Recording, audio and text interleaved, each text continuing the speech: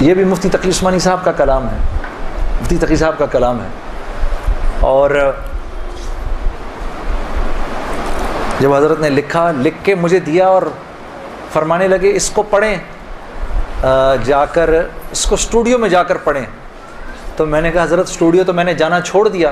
کہا نہیں، اس کو جائیں اور جا کے ایسے پڑھیں جیسے اللہ اور اس کے رسول کا حکم ہے، تاکہ ساری دنیا کو پتہ چلے کہ اگر نعت پڑھی جائے تو کیسے پڑھی جائے. یا حضرت نے ایسے فرمایا کہ کیا چیز ترنم میں سننا جائز ہے، مجھے ایگزیکٹ الفاظ بھول گئے ہیں ان کے.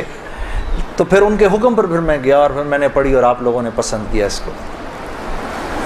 الہی تیری چوکھٹ پر بھکاری بن کے آیا ہوں، سراپا فقر ہوں، عجز و ندامت ساتھ لایا ہوں.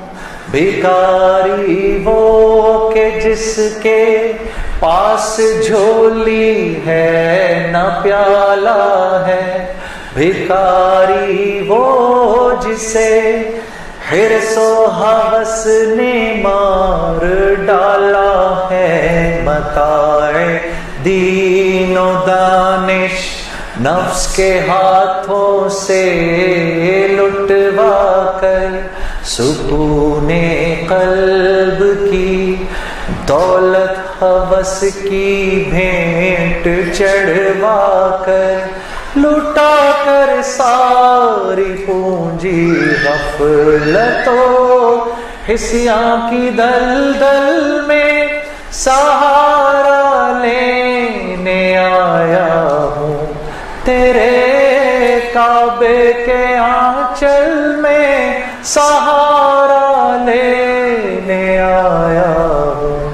تیرے کعبے کے آنچل میں الہی تیری چوکھٹ پر بھکاری بن کے آیا ہوں.